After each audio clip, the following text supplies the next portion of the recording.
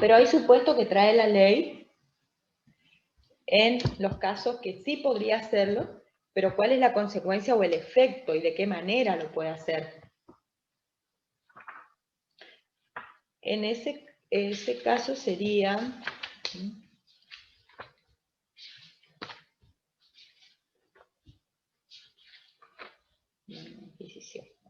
El artículo 220 justamente establece solamente poder adquirir en los siguientes casos.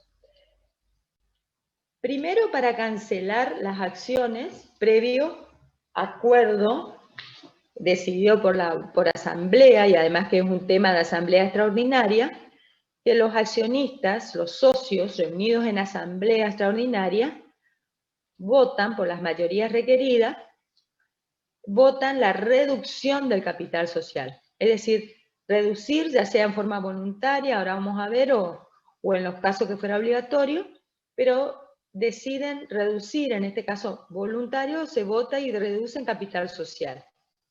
Aprobada esa reducción de capital social, en ese caso, como hay que cancelar esas acciones, porque lo que se hace es reducir el capital, entonces de ese capital representado, de 2 millones de pesos representado en 200.000 acciones, si se reduce a 1,5 millones, a 1 millón, significa que las acciones que representan la parte de capital que se reduce hay que cancelar, ¿sí? Porque hay una disminución del capital. Entonces, ese capital que está representado en acciones o que son acciones, la parte alícuota en que se divide ese capital social, entonces se aprueba la reducción, lo que queda es cancelar esas acciones, que de por sí, ¿qué pasa con esas acciones? Esas acciones ya no tienen el respaldo del patrimonio. Por eso la obligatoriedad de reducir o deciden reducir ese capital, ¿no es cierto? ¿Por qué? Porque ya no tienen ese respaldo del patrimonio social, porque el pasivo justamente ha consumido ese patrimonio, está siendo debido a las actividades, y eso lleva a la necesidad de lograr nuevamente un equilibrio entre ese capital que está como aguado, es decir, como sin respaldo, con el patrimonio de la sociedad.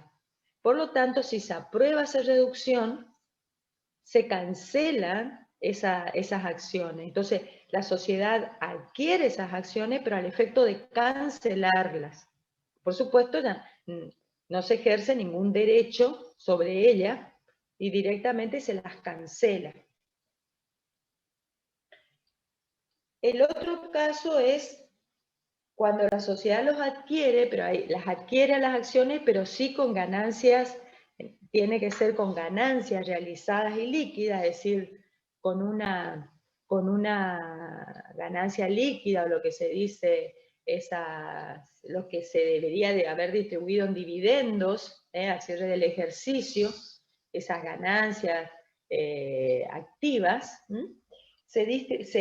con eso se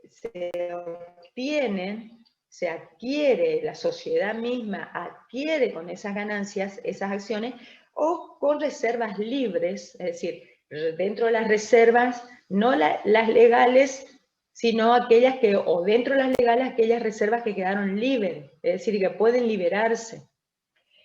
Cuando estuvieran completamente integradas, acciones, pero que pertenecen, por supuesto, porque todas las acciones ya están suscriptas. Todas las acciones tienen, salvo que sea por suscripción pública, que en ese caso no se puede, ¿no? Hasta tanto no se termine o no se cancele el proceso de suscripción pública. En este caso, supongamos por acto único, esas acciones ya en el mismo acto constitutivo, todo el capital, todas las acciones ya fueron suscriptas. Pueden estar totalmente integradas o en partes integradas, teniendo en cuenta que la ley le permite, como habíamos visto, que en el acto constitutivo se integre un 25% de ese capital y el resto tienen hasta 2 años para integrarlo. Ahora, ¿cuáles son las acciones que la sociedad puede adquirir con ganancias realizadas en líquida? son justamente aquellas que están suscriptas, pero que también el accionista las integró totalmente, es decir, están suscriptas y totalmente integradas. Y lo hace fundadamente, es decir, para evitar un daño mayor o para evitar un daño grave a la sociedad, y lo cual ese fundamento deberá ser, esa razón deberá ser dada a conocer a los accionistas en la próxima reunión, es decir, en la próxima asamblea de accionistas. El administrador, el directorio, los directores deben manifestar por qué se redujo, cuál fue la razón para evitar ese peligro grave, o ese mayor daño grave que se podía haber causado justamente a la sociedad. Porque lo que está pasando es que la sociedad ya, el capital no está teniendo respaldo, evidentemente, de ese patrimonio. Puede continuar, porque todavía la sociedad tiene el patrimonio suficiente para hacerlo, pero ese capital está excesivo, la cifra, con respecto al respaldo patrimonial que tiene la sociedad. Entonces, para evitar un mayor un daño a la sociedad que puede llevar ante un reclamo, una demanda, a suscitar un mayor perjuicio para la sociedad, entonces directamente hay que equiparar. Lo que hace lleva a la reducción de de reducción del capital, o en este caso no, pero ya vamos a ver que lo que necesita, en este caso lo que va a ocurrir es que la sociedad adquiera, como ellas no se van a cancelar y están totalmente integradas, mientras tanto deben ajenarlas en el periodo que establece la ley, y mientras tanto se suspenden los derechos que ella otorga. El accionista, es decir, el derecho que la acción, como ya el accionista no va a tener en su poder o no va a estar titular, porque la sociedad es la que la adquirió con ganancias realizadas y líquidas que le pagó al socio, entonces los derechos que ella otorga, mientras tanto, hasta que ella los enajene, la sociedad enajene, esas acciones que adquirió quedan suspendidas. Y el otro supuesto que trae la ley es para el caso en que ellas formen parte, supongamos, de por ejemplo, un establecimiento o un fondo de comercio, un establecimiento comercial, y que la sociedad, o se lo aporte a la sociedad o la sociedad lo adquiera. Y al adquirir ese establecimiento, esa unidad económica, ¿sí?, se encuentra con que hay acciones propias que conforman ese establecimiento, ¿no? Acciones de la sociedad. En este supuesto también deberá enajenar la sociedad, como en el supuesto anterior, deberá enajenar esa acción, y mientras tanto se suspenden los derechos que esas acciones otorgan. Eso está establecido en el artículo siguiente de la ley, en el artículo 221. El órgano de administración, que es el directorio, enajenará las acciones adquiridas en el supuesto anterior, ya sea en el 2, en el 3, en el primero no, porque las cancela, porque va a haber una reducción de capital. La reducción de capital implica que ellas se cancelen, desaparecen, se reducen, se destruyen, es decir, se cancelan las acciones y los derechos, por supuesto, que otorgan. En cambio, en estos dos supuestos ellas no se cancelan, pero sí la sociedad debe enajenarlas en estos dos últimos. Dentro del término de un año, salvo que la asamblea prorrogue el plazo, lo puede hacer, el tema de asamblea extraordinaria, esa prórroga. En el caso de esa enajenación, se aplicará justamente nuevamente el derecho de preferencia, ese derecho de preferencia o el derecho preferente que habíamos visto previsto en el 194, que tienen los accionistas de volver a adquirir, de adquirir esas acciones en proporción a las acciones o a la participación que ellos tienen en ese capital. Y esos derechos que corresponden a las acciones quedan por ese tiempo, ya sea el año o el plazo, un plazo extendido en virtud de la prórroga decidida por la Asamblea Extraordinaria, hasta la enajenación. Y no solamente que sus derechos quedan suspendidos, sino que tampoco se computan esas acciones ni para considerar las mayorías al momento de votar en las asambleas, ni para determinar el quórum, es decir, qué porcentaje del capital social está presente en esa asamblea, ya sea ordinaria o extraordinaria, y en primera o en segunda convocatoria, ya vamos a ver, para computar el quórum. Es decir, si tiene quórum la asamblea como para validarla, legitimarla y que se celebre la asamblea. ¿Sí? Entonces, mientras tanto, ellas quedan suspendidas, ni siquiera se computa para el quórum, ni para las mayorías.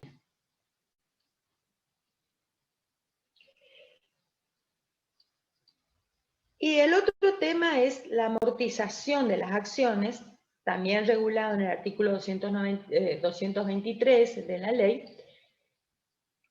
¿Qué significa la amortización? Hay supuestos en que por la misma actividad o el objeto que despliega la sociedad, la naturaleza de la actividad que despliega la sociedad, esa actividad económica, que es necesario que la sociedad vaya paulatinamente haciendo una devolución del capital aportado por los socios. Vieron que cuando la sociedad se disuelve, o cuando un socio se va de la sociedad y ejerce el derecho de receso, hay que devolverle el capital, determinar de acuerdo al último balance, o en el caso también de los institutos, como ya vamos a ver, transformación, fusión, escisión, cuando se ejercen ese derecho, y se van, hay que determinar el capital al efecto de devolución, lo aportado por ese socio, teniendo en cuenta los balances especiales que se hubieran confeccionado para la transformación, la fusión o la escisión. O cuando ejerce el derecho de receso, teniendo en cuenta el último balance aprobado o que estuviera vigente. Entonces, es decir, la sociedad le debe devolver esa participación, la parte del capital que ha aportado ese socio, ¿no?, a la sociedad.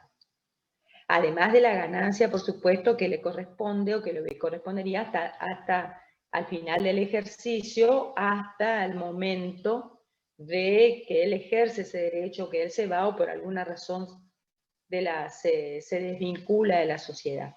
En este caso, la sociedad, teniendo en cuenta, a veces en ocasiones, sobre todo la especial naturaleza de esa actividad que en algún momento puede cesar esa actividad abruptamente, como debido justamente a la explotación. Entonces, en esos supuestos, la sociedad decide ir paulatinamente devolviendo el aporte, devolviendo el capital que le corresponde a esos accionistas, es decir, lo que se denomina es amortización de acciones. Entonces, está regulado, como ya dije, en el artículo 223, y esa amortización primero se va haciendo en forma paulatina y puede ser total, es decir, se amortiza la totalidad de las acciones y o en forma parcial. Siempre son acciones que están ya integradas. Si la acción no está totalmente integrada, no se amortizan, es decir, se va amortizando las acciones de los accionistas, aquellas acciones que ya han integrado totalmente, suscritas e integradas totalmente.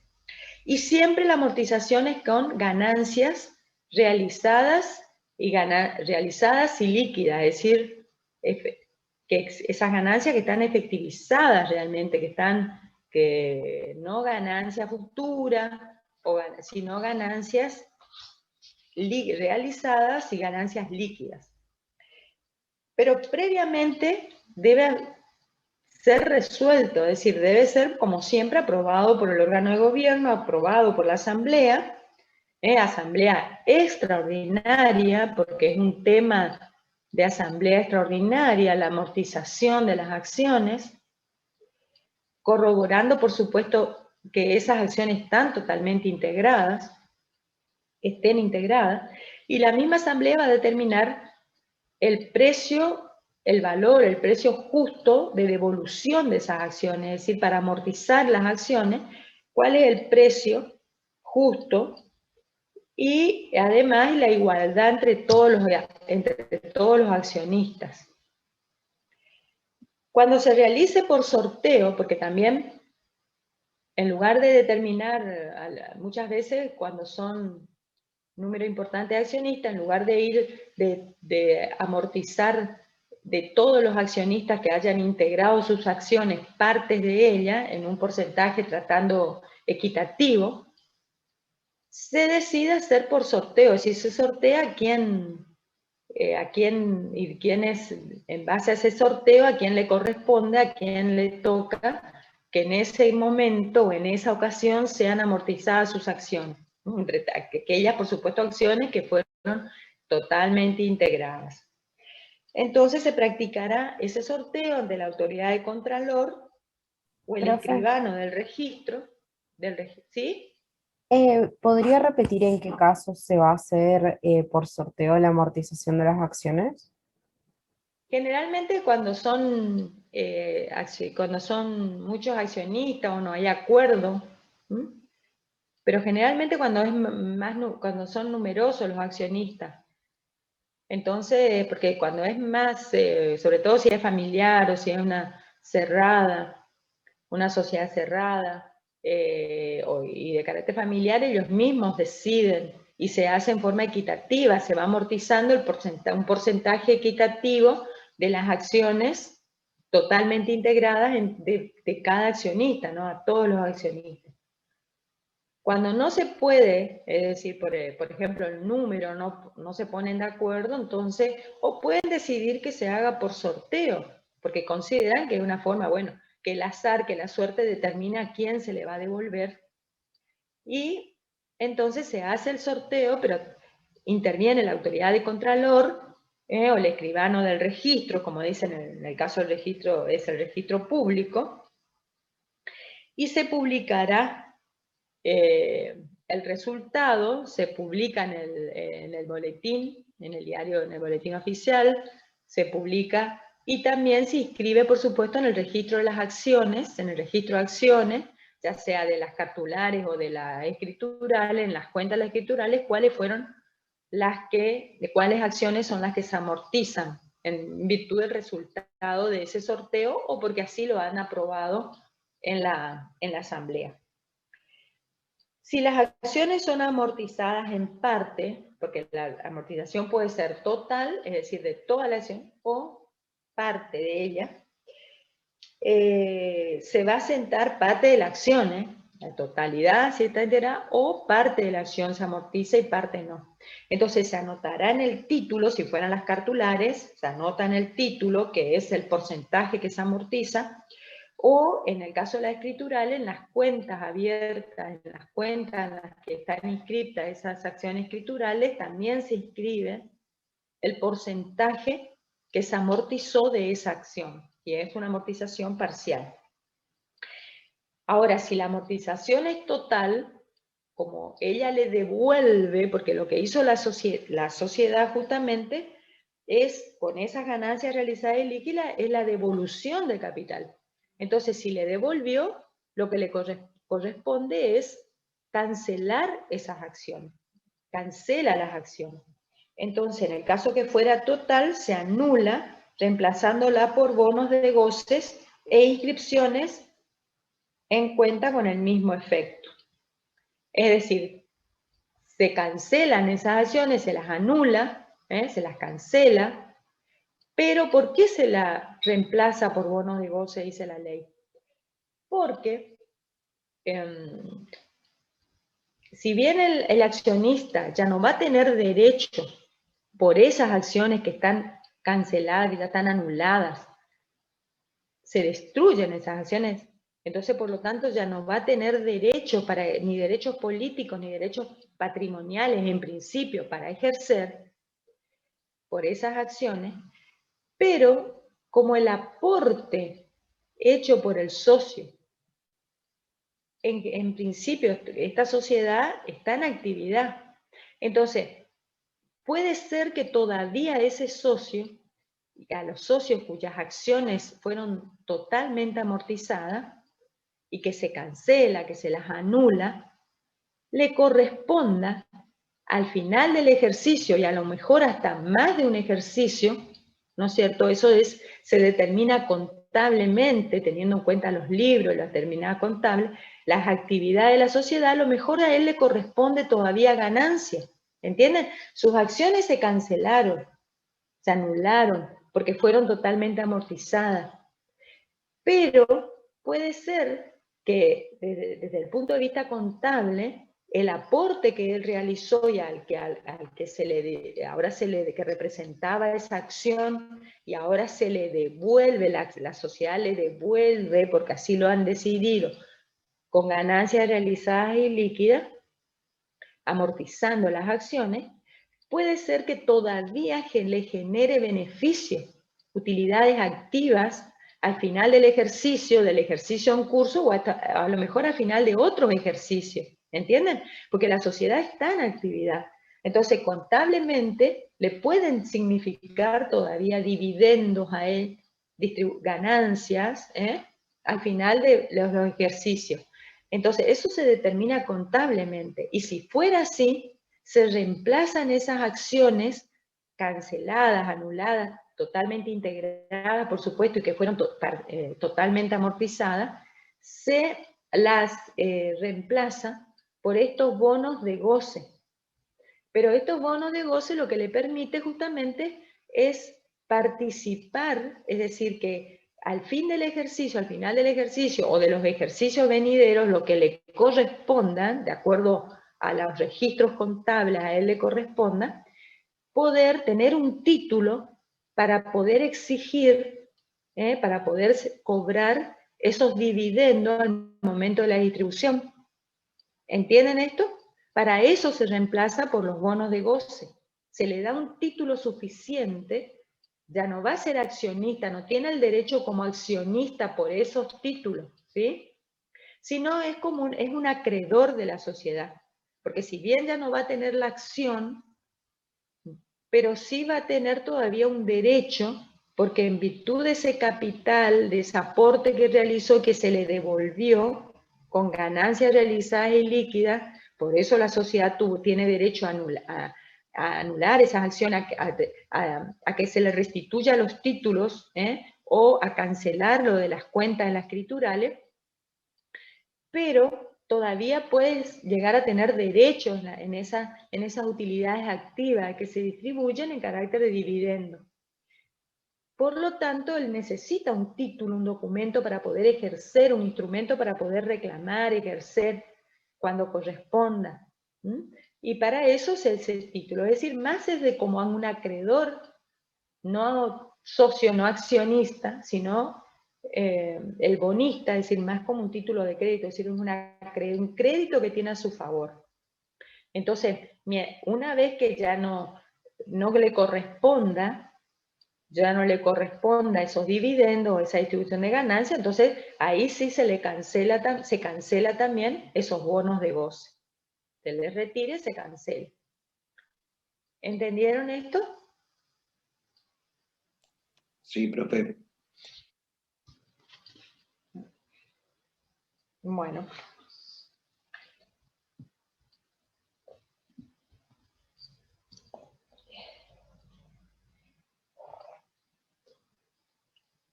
El artículo 224 se refiere justamente, y después vamos a ver los bonos, porque están los bonos de goce y los bonos de participación. Estos bonos de goce, y después están los bonos de participación y bonos de participación laboral, como se llaman, ¿no?, a los últimos.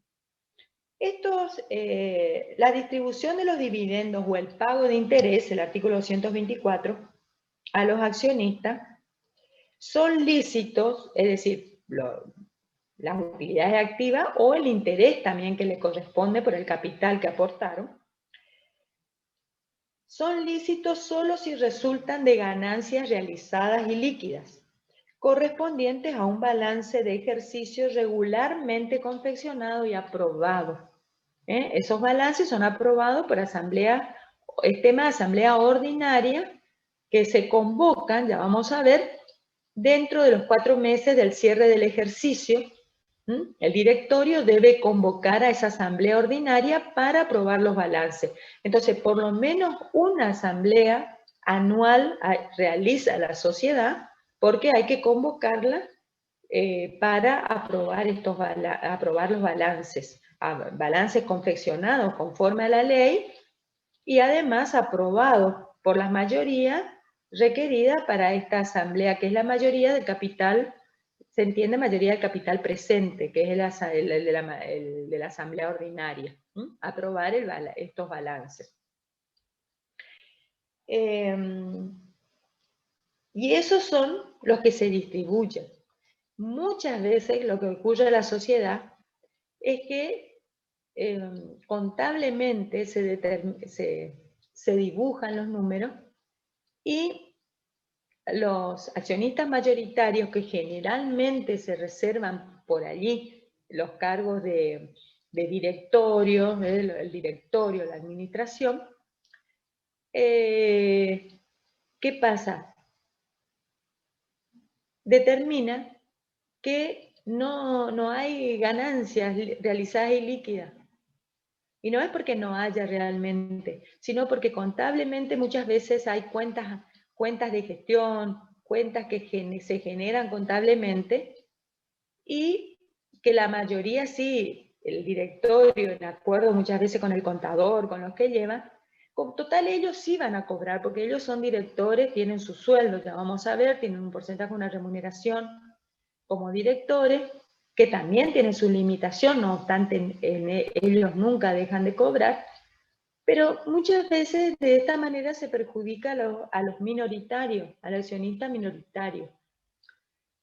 Entonces, aunque la ley así lo establece, que si hubiera ganancia realizada y líquida, lo que pasa es que eso se puede dibujar, así como se puede determinar que hay ganancia, también se puede dibujar, se mandan esas ganancias contablemente a otra cuenta, por ahí los contadores son expertos en realizar todo esto, y de esta manera no hay distribución. Pasan ejercicios enteros, el ejercicio es anual, es decir, dura un año, no necesariamente cronológico, no es necesario que coincida con el año cronológico, pero sí es un año. Entonces la actividad económica, la actividad de esa sociedad en el transcurso de un año.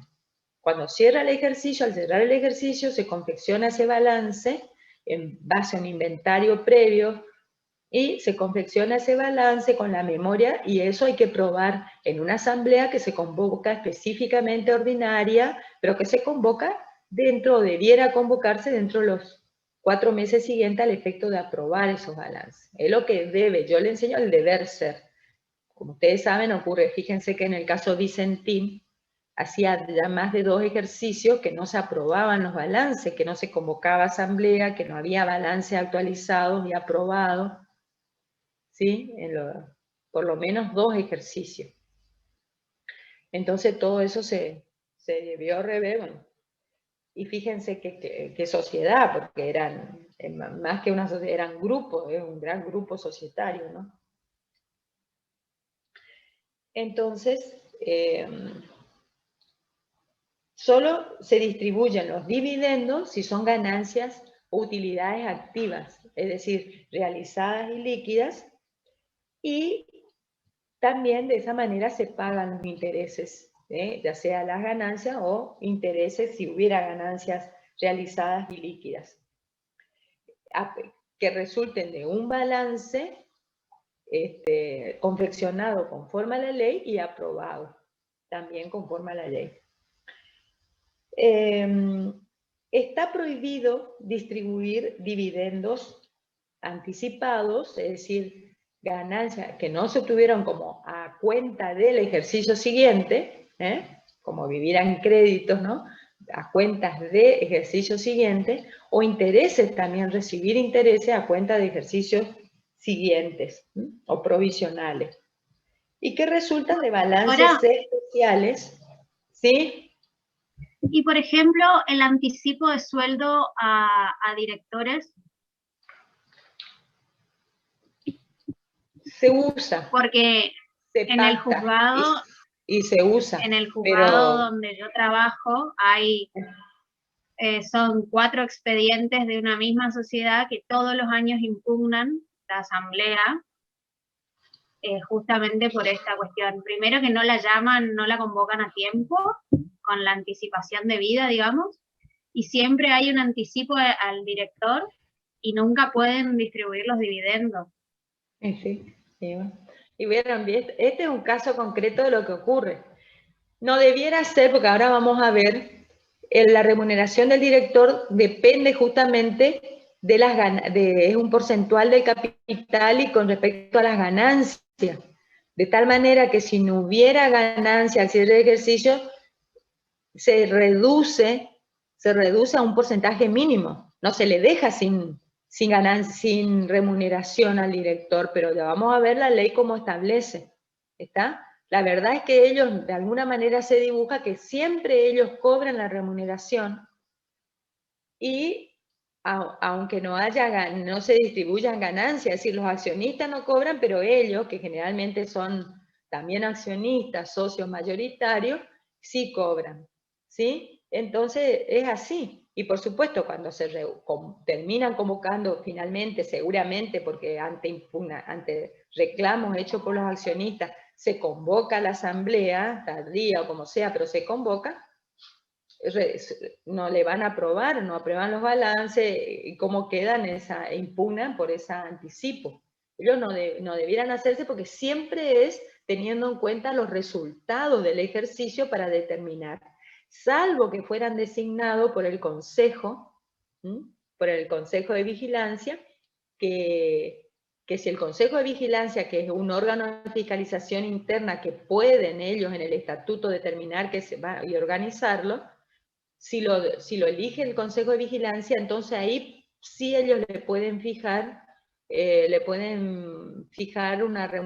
como remuneración una suma fija. Le pueden determinar una suma fija. Si es el Consejo de Vigilancia. Si fue la Asamblea, siempre es un porcentual. Porque la elección del directorio, de los directores, como su remoción, como también de los síndicos y de los miembros del Consejo de Vigilancia, es decir, de los miembros de los diferentes órganos, es tema de asamblea ordinaria, ¿sí? Y es uno de los supuestos en que todas las acciones dan lugar a un voto, cualquiera sea, tanto las privadas de voto, con preferencia patrimonial y privadas de voto, como las acciones, aquellas que tienen voto plural o privilegio en el voto. Todas ellas dan un voto por acción, al efecto justamente de que sea equitativo la elección al momento de elegir quién nos va a representar, es decir, los miembros en la administración, el órgano de administración, el órgano de fiscalización y quién nos va a proteger o controlar a los administradores o el Consejo de Vigilancia también. Pero sí, fíjense, este es un caso, como le dije, un caso práctico. Y es verdad, la remuneración no puede haber, así como ellos no pueden tener anticipado o provisional o ganancia anticipada al ejercicio siguiente, tampoco pueden los directores, ¿no? Los miembros del directorio ni de ningún órgano. Así que están ahí ¿en qué? ¿Vos estás acá en Corrientes? Sí, en el Civil 9. Mm. Y todos los Sí. años recibimos la impugnación de asamblea, de X asamblea, de esa misma empresa, de esa misma sociedad, todos los años. Le impugnan distintas decisiones, digamos. La última que me acuerdo es la del anticipo al directorio. Y sí. Y claro, y seguramente ellos mismos tienen la mayoría, deciden, aprueban eso y bueno, entonces sí. Exactamente. Impugnan. Exactamente. Sí. Que ya la juez ya le dijo, si van a estar trayendo todos los años a la sede judicial, ¿por qué no piensan en otra solución? Como por ejemplo la disolución de la sociedad. Y sí, Porque si evidentemente. todos los años ya no funciona como tal, digamos, la sociedad. Y sí. Y sí, Judy. Y bueno, pero lo que pasa es que en el fondo vieron esto demuestra la realidad. Es decir, como yo siempre les digo, yo les enseño el deber ser y la ley genera herramientas importantes y genera herramientas que son muy útiles al efecto en un mercado para ayudar a la promoción de explotaciones, de actividades productivas, que no habría o no se generarían si las personas debieran invertir personalmente, ¿no? Es decir, sin utilizar, por ejemplo, esta figura como es la constitución de una sociedad y que arriesgarían su patrimonio personal. Entonces, son herramientas útiles, pero al mismo este recurso técnico, como dijimos con Ferrara, es decir, del artículo 2, la posibilidad de generar un sujeto que va a responder, ¿no es cierto?, y que va a limitar, la posibilidad de limitar mi responsabilidad y dejar a salvo mi patrimonio personal. Pero lamentablemente son herramientas que también se utilizan, ¿no es cierto?, para en su actuación para perjudicar o no actuar conforme a la ley, ¿no es cierto? En la organización no llegan a ser un ilícito, ¿no es cierto? Un acto antijurídico, pero no cumplen, no le dan el sentido verdadero que la ley o el espíritu de la ley pretende, porque la ley es clara. Después llevan a ellos a interpretaciones, en la mayoría de los artículos la ley es muy clara, pero ellos pretenden e interpretan en cierta medida o en cierto sentido que lamentablemente desfigura estos institutos y lamentablemente los desnaturaliza y también hace que genere desconfianza en general, ¿no es cierto? Porque uno termina desconfiando en el mercado o se relacionan con las sociedades porque no tienen muchos de los sujetos o de los operadores en el mercado porque no tienen otra manera, deben negociar con sociedades, pero siempre es un gran problema, ¿no?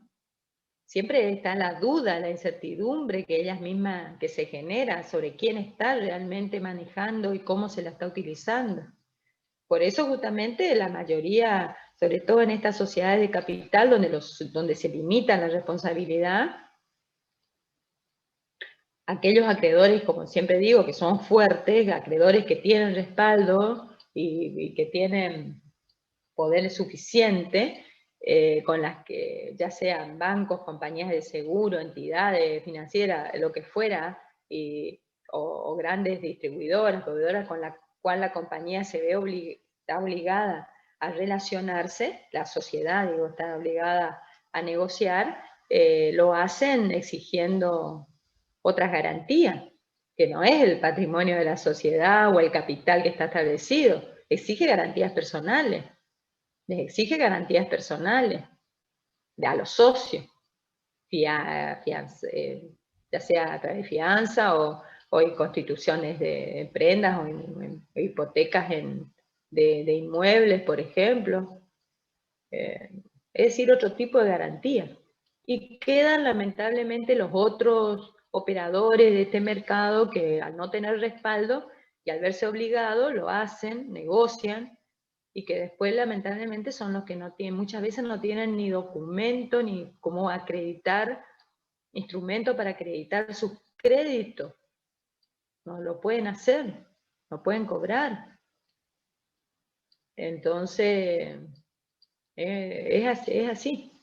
Y lo peor es que esto no es, ellos no necesitan, por supuesto, grandes consejos, muchos de ellos son expertos en hacer estas maniobras, pero a su vez quienes lo llevan a cabo, lo efectivizan a través de asesores que jurídicos, es decir, abogados y asesores contables, porque los contadores saben hacer. Yo una vez estuve en un curso, en un posgrado, en la facultad, pero vinieron contadores, algunos eran del Chaco, a dar esta charla, porque era contabilidad sobre la sociedad, justamente. Y interpretaban la ley, sobre todo este caso de la remuneración de los directores, y discutían. Yo les decía, no es así, la ley es clara, no. Ellos interpretaban que ellos tenían derecho, que no importa el ejercicio, que eso dice la ley, pero que si contablemente se determina, ellos no pueden, tienen derecho a su remuneración y a lo que se ha fijado o al porcentaje que le corresponde. Y bueno, ese fue, me acuerdo, uno de los temas que nosotros discutíamos, y los contadores y ellos interpretan las normas de tal manera, además confeccionan contratos, ellos elaboran los contratos, ellos hacen muchas de nuestras actividades profesionales, se dedican.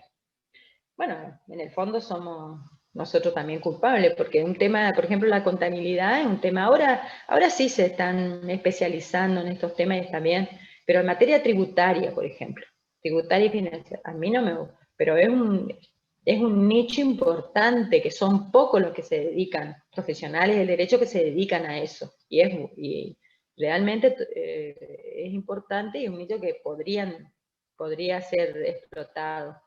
Y después todo lo que hace a la contabilidad societaria, sobre todo la contabilidad en materia societaria, contabilidad de las sociedades, el régimen contable en general.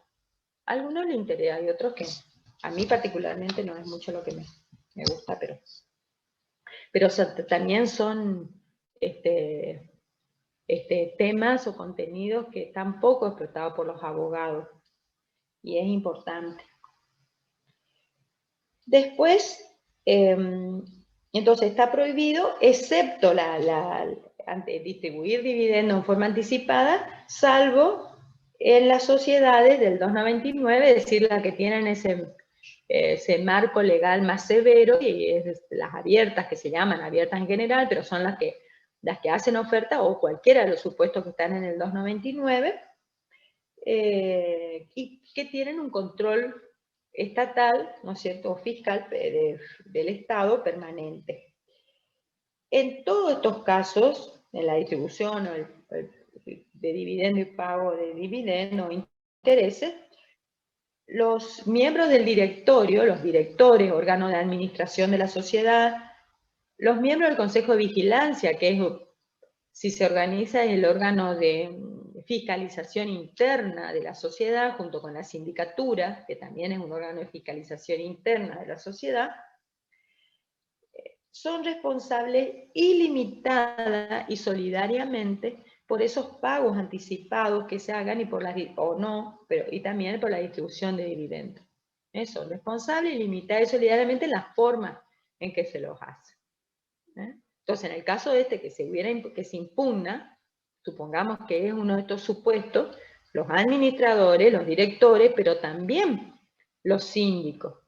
También los síndicos y también los miembros del Consejo de Vigilancia, si estuviera organizado estos órganos internos de fiscalización interna, también ellos van a ser responsables, porque ellos son los encargados de controlar, y seguramente que si se impugnó esa decisión ya previamente, aquellos que impugnaron habrán recurrido si hubiera síndicos, a la sindicatura, y habrán recurrido al Consejo de Vigilancia ante esas denuncias, reclamos que se hace.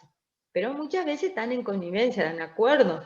Un órgano, porque los órganos de fiscalización interna justamente lo que tienen que hacer es controlar que los administradores, que los directores, en este caso, tengan un buen desempeño en sus funciones, conforme a la ley, conforme respeten la ley, el estatuto, el reglamento, si tuvieran reglamento confeccionado, y que no proteja el interés social, que no perjudiquen a los accionistas, es decir, a los socios, es decir, que realmente debe controlar eso.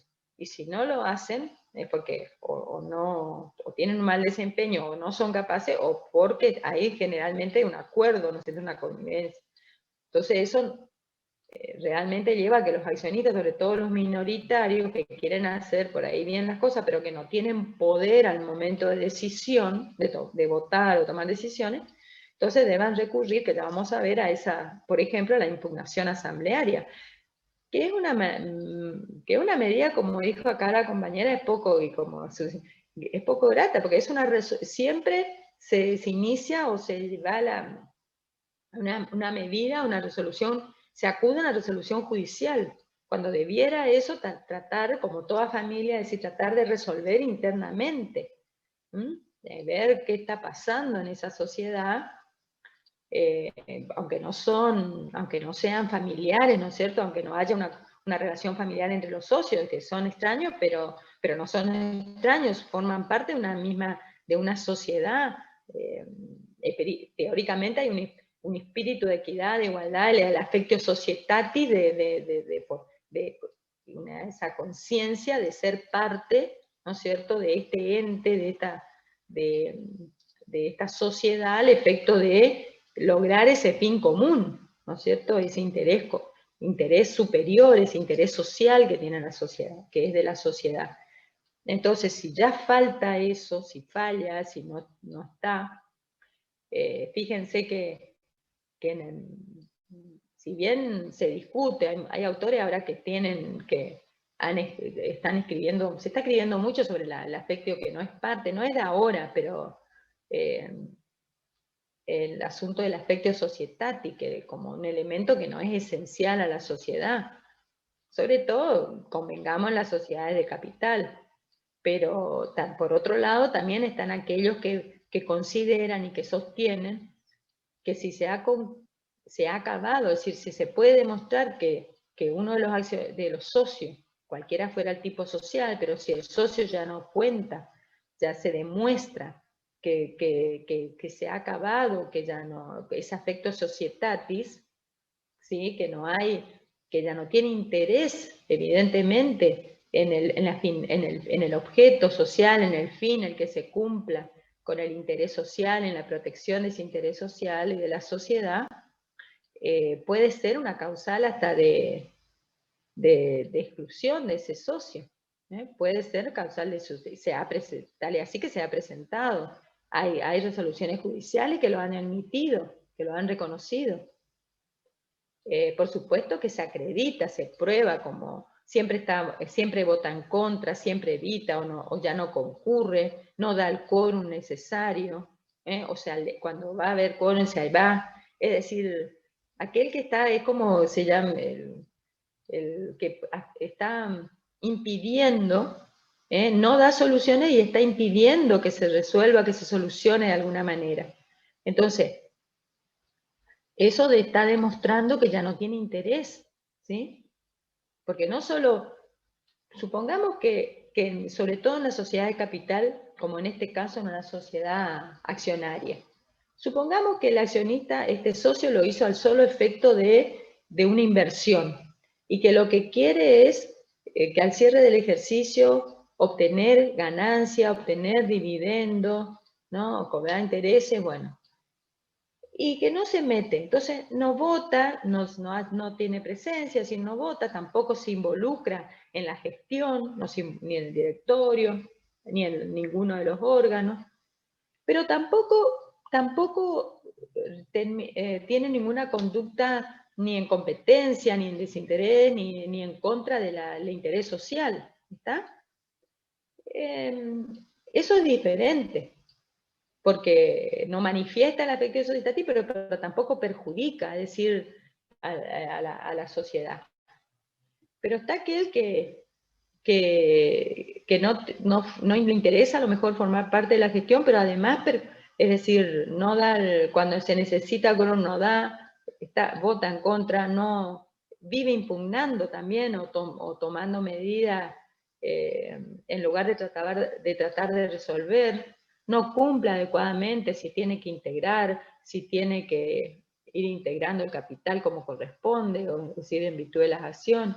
Entonces, ahí está demostrando justamente, notoriamente, que ya no tiene interés ese affectio societatis. No obstante, como ya les dije, hay una parte de la doctrina que no es nueva, pero ahora está como resurgiendo, que habla de que el affectio no es necesario, ese affectio societatis en sociedad en general, particularmente en la de capital, pero en general no, como un elemento, ¿no es cierto?, de la sociedad. Ese elemento esencial, ¿no es cierto?, de la sociedad, no tipificante a un tipo, pero sí un elemento esencial societario. Bueno, con respecto a los bonos, vamos a seguir. Los bonos, además del bono de goce, el artículo 227 establece, refiere justamente una sección especial sobre los bonos. Además del bono de goce, que se emiten, como te dije, a favor de los titulares de las acciones que fueron totalmente amortizadas, el artículo 228, dan derecho a participar en las ganancias y en caso de disolución en el producido de la liquidación, es decir, en la cuota de liquidación. Las ganancias, si correspondieran en los ejercicios seguidos, por más que ya fueran amortizadas sus acciones, totalmente amortizadas, y también en el caso de que se disuelva la sociedad en la cuota de liquidación que le corresponda, después de reembolsado el valor nominal de esas acciones no amortizadas, porque de las acciones no amortizadas le deben devolver el valor nominal, es decir, el valor que tiene la acción, es el valor que figura en la acción. Además gozarán de los derechos que el estatuto les reconozca expresamente, de otros derechos, además de eso, que le puede reconocer el estatuto, sino solamente los derechos que le otorga la ley. Además de estos bonos de goce están los bonos de participación, como establece el artículo 229, que son que dan derecho solamente a participar en las ganancias, por eso es participación. Le da el derecho a participar en las ganancias. Y generalmente estos bonos de participación se emiten como contraprestación de prestaciones justamente, pero que no sean aportes de capital. Porque si yo aporto capital, lo que a mí me corresponde son acciones, ¿no es cierto? Que soy accionista. En cambio, por ejemplo, las prestaciones accesorias. Si yo aporto un inmueble, pero solamente el uso y goce, como una prestación que sería en la sociedad de capital prestación accesoria en esta anónima, ¿sí? O si aporto, por ejemplo, mi profesión, no como aporta al efecto de devolución o, mejor dicho, contraprestación de acciones, porque no puede ser, pero sí mi oficio, mi profesión, como una prestación accesoria. Habíamos visto que las prestaciones accesorias deben figurar en el contrato, en el estatuto, en este caso, y también la contraprestación que corresponda. Ahora, como contraprestación, pueden otorgarme a mí un bono de participación. ¿Qué quiere decir?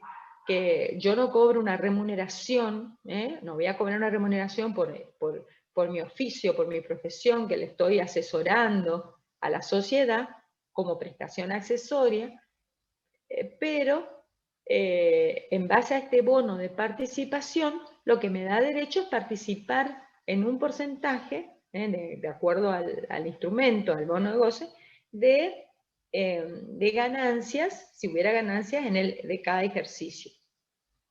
También eso se estipula, debe estar establecido así en el estatuto.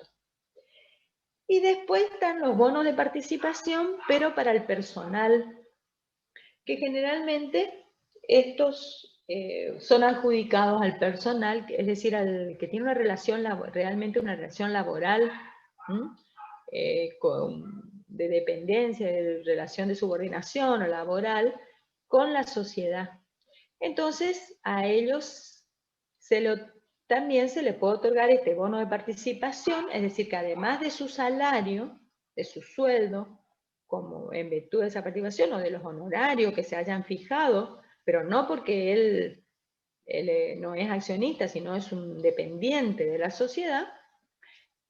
Además de eso, le corresponde, pueden distribuir estos bonos de participación laboral que le da el derecho de, al cierre del ejercicio, en base a esos bonos, tener alguna distribución, si hubiera ganancia, algún porcentaje de estas ganancias, de estas utilidades, ¿no es cierto?, activas. A diferencia de los bonos de participación anterior, es decir, que sí le corresponde en contraprestación o, por ejemplo, a uno de los accionistas, pero que no aportan capital, sino, por ejemplo, algún tipo de trabajo o prestaciones accesorias, los de participación laboral, solamente no son transferibles, no, ni por título oneroso, ni por título gratuito tampoco, no los hereda, por ejemplo, si al personal, si esta persona titular de estos bienes de participación laboral fallece, no se transmiten a su heredero, ni se pueden enajenar, mientras que los anteriores sí. Los bonos de participación de los accionistas por prestaciones accesorias u otro tipo de participación que no sea aporte de capital, sí se pueden transferir, se puede heredar. Los anteriores solamente, los de participación laboral, solamente duran mientras dura la relación laboral. Una vez que cesa, se extingue por fallecimiento, cualquiera sea el título, por fallecimiento o por renuncia, o porque sea echado, ¿no es cierto?, de la empresa, es decir, de la sociedad, entonces se extinguen esos bonos.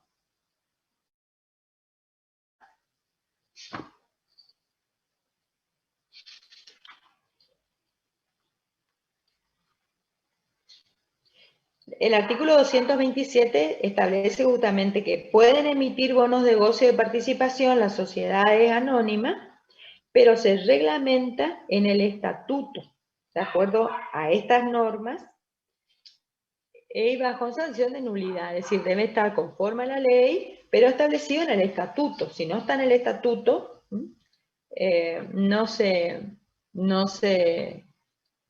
se pueden otorgar o emitir estos bonos y otorgar.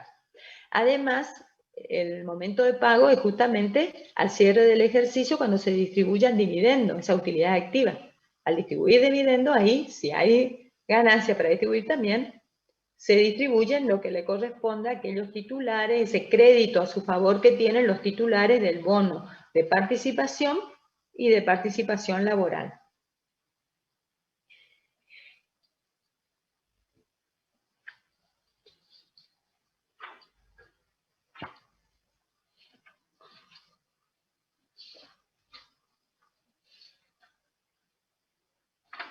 Ahora, el otro tema que me había quedado es sobre el capital. El aumento, los casos de aumento y disminución del capital. Este capital, con respecto a las acciones, las acciones tienen un valor. El valor que se denomina el valor nominal. Hay un principio general, el artículo 202 de la ley, que prohíbe, diciendo que es nula en nulidad absoluta, es nula o no subsanable la emisión de acciones bajo la par, excepto para aquellas que, justamente en el caso de las entidades financieras o compañías, justamente de las que se encargan como entidades financieras o cualquier compañía de inversiones en general. Entonces, es decir, no se puede emitir acciones por un valor inferior a lo que sería el valor nominal, el valor que tiene las que tiene las acciones al momento de emitir, teniendo en cuenta el capital de la sociedad, ¿sí? Ahora, lo que sí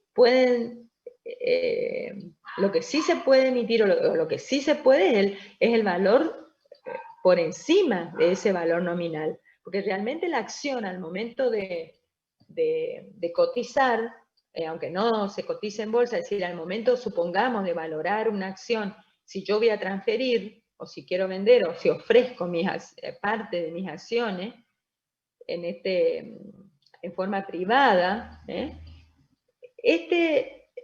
puede tener un valor nominal, que va a tener el valor nominal la acción, pero en el mercado, de acuerdo a cómo le vaya a la sociedad y cómo está la actividad y sobre todo el patrimonio social con que cuenta, o el patrimonio con que cuenta esa sociedad, que respalda justamente esas acciones, que respalda el valor de esas acciones, y también en base a mi participación en esa sociedad, esas acciones pueden tener un valor muy superior al valor nominal.